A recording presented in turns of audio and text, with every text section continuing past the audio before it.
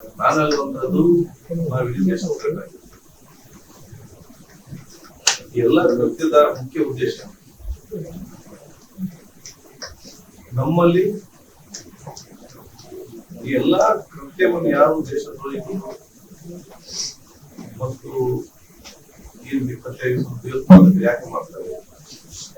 ನಮ್ಮ ದೇಶದ ಏಕತೆಯನ್ನು ವಿಗಡಾಯಿಸಬೇಕು, ನಮ್ಮ ದೇಶದ ಒಗ್ಗಟ್ಟಿರಬಾರ್ದು. ಇದು ಈ ಸಂಚನ ಮುಖ್ಯ ಉದ್ದೇಶ. ಸಂಚನ ಮುಖ್ಯ ಉದ್ದೇಶ ಏನು? ದೇಶವನ್ನು ದುರ್ಬಲಗೊಳಿಸಬೇಕಾದ್ರೆ ದೇಶದ ಒಗ್ಗಟ್ಟನ್ನು ಇವತ್ತು ಮಾಡಬೇಕು. ಅದಕ್ಕೆ ನಾವು ಯಾರು ಕೂಡ ಅವಕಾಶ ಮಾಡಿ ಕೊಡ್ಬಾರ್ದು.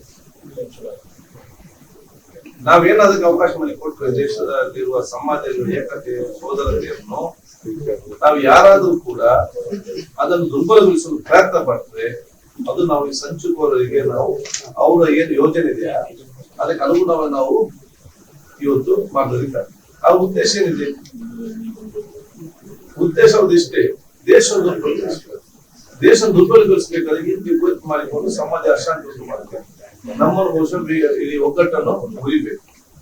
ಆದ ಕಾರಣ ಅವರ ಸಂಖ್ಯೆ ದುರ್ಬಲಗೊಳಿಸಬೇಕಾದ್ರೆ ನಾವೆಲ್ಲರಿಗೂ ಒಗ್ಗಟ್ಟಿಂದ ಇರ್ಬೇಕು, ಏಕತೆಯಿಂದ ಇರ್ಬೇಕು. ಮತ್ತು ಅವ್ರು ಯಾರೇ ಆಗ್ಲಿ ಅವ್ರು ಮಟ್ಟ ಹಾಕುವಂತ ಕೆಲಸ ಮಾಡ್ಬೇಕು. ಅವ್ರನ್ನ ಮಾತ್ರ ಅಲ್ಲ, ಯಾರು ಈ ಬೆಂಬಲ ಕೊಟ್ಟಿದ್ದಾರೆ ಅವ್ರನ್ನ ಕೊಡೋ ಕೆಲಸ ಹಾಕ್ಬೇಕು, ಆ ಕೆಲಸ ಮಾಡ್ಬೇಕು. ಅದಕ್ಕೆಲ್ಲರೂ ಕೊಡುವ ಬೆಂಬಲ ಕೊಡ್ತಾರೆ. ಯುದ್ಧ ಆಗ್ಬೇಕಾದ್ರೆ ಅದೆಲ್ಲ ಕೂಡ ಆಲ್ ಪಾರ್ಟಿ ಮೀಟಿಂಗ್ ಅಲ್ಲಿ ಕೂತ್ಕೊಂಡು ಉನ್ನತ ಮಟ್ಟದ ಸೆಂಟ್ರಲ್ ಗವರ್ಮೆಂಟ್ ಕೂತ್ಕೊಂಡು ಅದೆಲ್ಲ ಅವ್ರು ತೀರ್ಮಾನ ಮಾಡ್ತಾರೆ. ಅದೆಲ್ಲ ಕೇಂದ್ರ ಸರ್ಕಾರಕ್ಕೆ ಮತ್ತೆ ಎಲ್ಲ ಮೀಟಿಂಗ್ಗೆ ಈ ದೇಶದೆಲ್ಲ ಕೂಡ ಇವತ್ತು ಹೋಗ್ತಾರೆ. ಆಲ್ ಪಾರ್ಟಿ ಮೀಟಿಂಗ್ ಅಲ್ಲಿ ಡಿಸೈಡ್ ಹೋಗ್ತಾರೆ, ಅವ್ರು ಹಿರಿಯ ಅಧಿಕಾರಿಗಳು ಚರ್ಚೆ ಮಾಡ್ತಾರೆ. ನಿಖರ ಸುದ್ದಿ, ಸದಭಿರುಚಿಯ ಕಾರ್ಯಕ್ರಮ. ನೀವು ನೋಡ್ತಾ ಇದ್ದೀರಾ ಕಹಳೆ ನ್ಯೂಸ್, ಸಮಾಜದ ಜಾಗೃತಿಗಾಗಿ ವಸ್ತುನಿಷ್ಠ ವರದಿ.